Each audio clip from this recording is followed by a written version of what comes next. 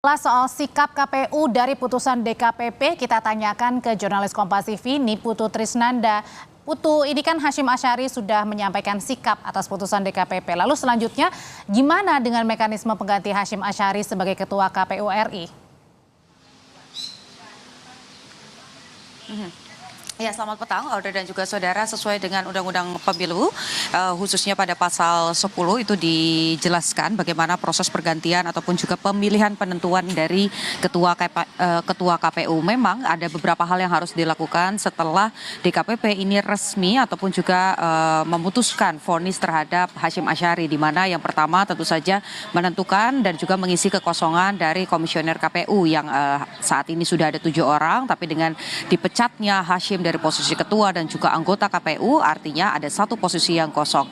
Kalau melihat bagaimana urutannya memang dan juga yang tercantum dalam Undang-Undang Pemilu, nanti biasanya pada saat komisioner KPU ada yang diberhentikan, mundur ataupun juga meninggal dunia, ini akan secara otomatis nanti urutan yang di bawah pada saat proses pemilihan ini naik ke atas. Sebetulnya di urutan ke-8 itu ada nama Firian Aziz yang seharusnya bisa menggantikan posisi dan masuk sebagai 7 komisioner ataupun juga pimpinan KPU. Tetapi karena sosok dari Firian Aziz ini kita ketahui bersama bahwa sudah meninggal dunia pada usia 46 tahun di tahun 2022, sehingga posisi yang kemudian bisa menggantikan adalah posisi ke-9, yakni Iva Rosita. Tetapi itu semua nanti baru bisa dilakukan tentu saja dengan proses seperti yang tadi disampaikan oleh DKPP. Diharapkan ini selesai dalam kurun waktu tidak lebih dari 7 hari dan itu sudah harus dilaksanakan. Untuk posisi ketua ini juga nanti akan melewati proses pleno, di mana ini nanti akan ditentukan oleh 7 komisioner siapa nanti yang akan mendapatkan posisi ketua sesuai dengan kesepakatan.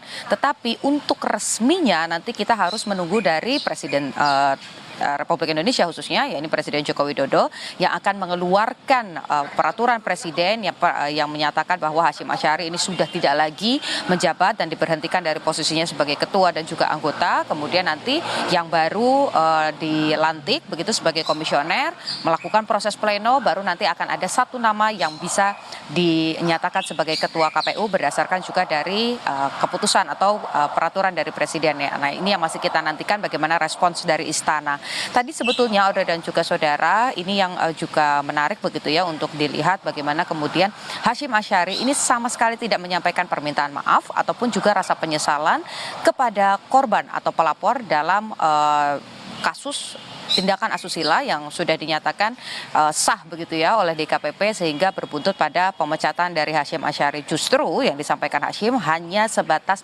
permintaan terima kasih karena sudah dilepaskan dari beban-beban berat, khususnya KPU yang dalam waktu dekat ini juga memiliki tugas mengawal dan juga mempersiapkan jalannya pilkada atau pemilihan kepala daerah di sejumlah provinsi sampai dengan di tingkat daerah begitu ya.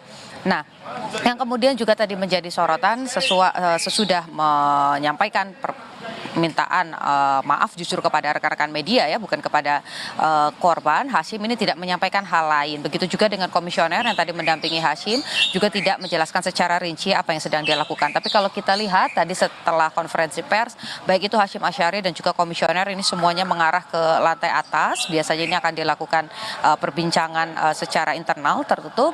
Kita juga masih menunggu apakah nanti akan ada pernyataan secara resmi lagi dari KPU terkait dengan kapan keputusan dari DKPP ini akan dilaksanakan, karena memang bukan hanya secara praktik saja tetapi juga secara administratif ini harus ada beberapa hal yang dipenuhi. Itu highlight ataupun juga garis besar yang baru saja terjadi di KPU khususnya terkait dengan tindakan asusila yang dilakukan oleh Hasyim Asyari. Audrey. Setelah Ketua DKPP memutus untuk memecat Ketua KPU Hasyim Asyari, Ketua KPU sudah mengeluarkan pernyataannya ke hadapan publik. Terima kasih laporannya dari Gedung KPU Pusat Jakarta. Niputu Trisnanda, jurnalis Kompas TV melaporkan.